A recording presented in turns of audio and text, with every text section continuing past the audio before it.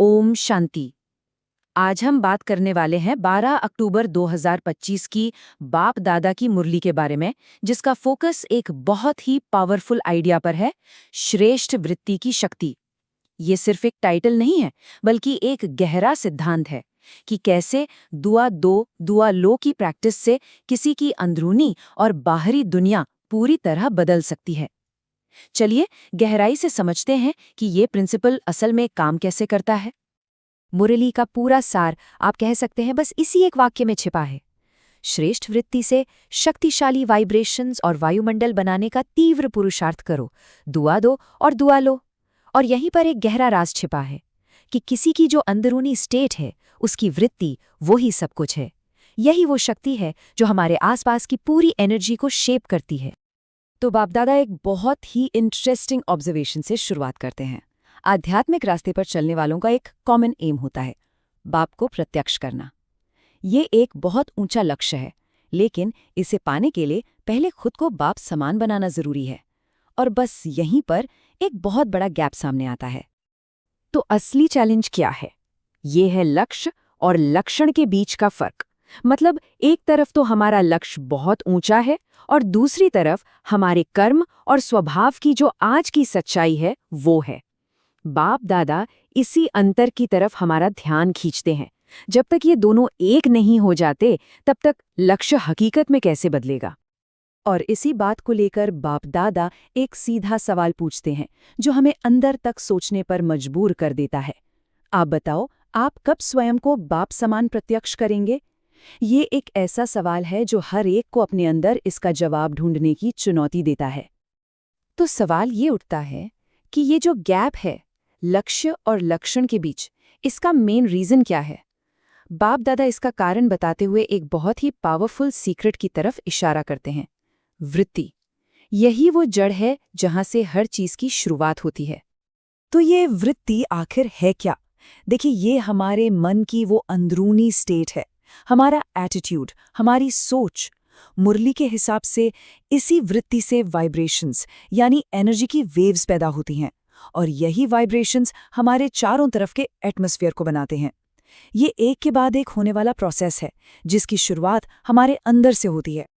अब वृत्ति को ना दो तरह से समझ सकते हैं। एक है शुभ वृत्ति, जो एकदम साफ, पवित्र और पॉजिटिव है, और दूसरी तरफ है नेगेटिव वृत्ति, जिसके लिए बाप दादा ने बहुत पावरफुल शब्द इस्तेमाल किए हैं, खिचड़ा या खिटखिट। ये शब्द खुद ही बता देते हैं कि नेगेटिविटी मन के लिए कितनी नुकसानदायक है, और इसका सीधा असर हमारे स्पिरिचुअल एम पर पड़ता है। मुरली में यही सवाल उठाया गया है कि भाई, अगर मन में किसी के लिए भी जरा सा भी किचड़ा या खिटखिट है, तो फिर विश्व कल्याणकारी की भूमिका कोई कैसे निभा सकता है? सीधी सी बात है, एक अशांत मन दुनिया की सेवा नहीं कर सकता। तो अब सवाल आता है कि ये जो मन का किचड़ा है, इसे साफ कैसे किया जाए? बाप दादा इसका एक बहुत ही सिंपल लेकिन बहुत गहरा सल्यूशन बताते हैं। ये एक ऐसी प्रैक्टिस है जो वृत्ति को प्योर करने का सबसे सीधा और आसान तरीका है। और वो पूरा सल्यूशन बस इन 4 शब्दों में है, दुआ दो और दुआ लो। यही इस पूरी मुरली का दिल है। ये एक ऐसा मंत्र है जिसे हर बातचीत और हर रिश्ते में अपनाने के लिए कहा गया है। अच्छा, तो इसे प्रैक्टिस में कैसे लाएं? मुरली में इसके 3 सिंपल स्टेप्स बताए गए हैं।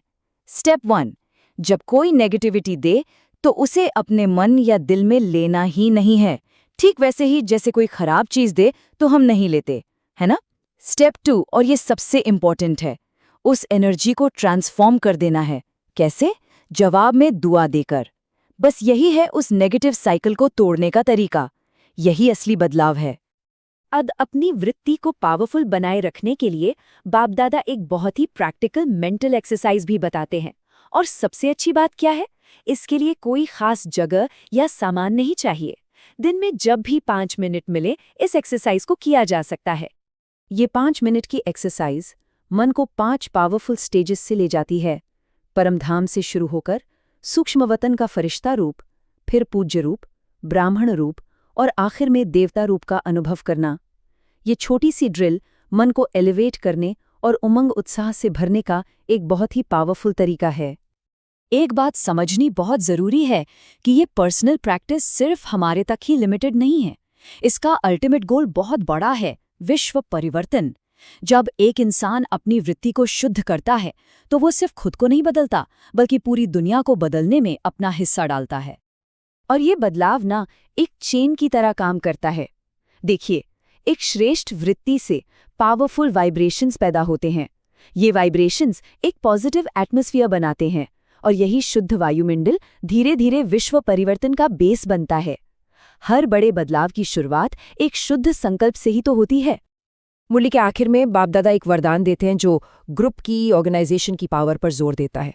अगर कोई आइडिया कितना भी अच्छा क्यों ना हो, लेकिन अगर वो ऑर्गेनाइजेशन को तोड़ता है तो वो साधारण बन जाता है।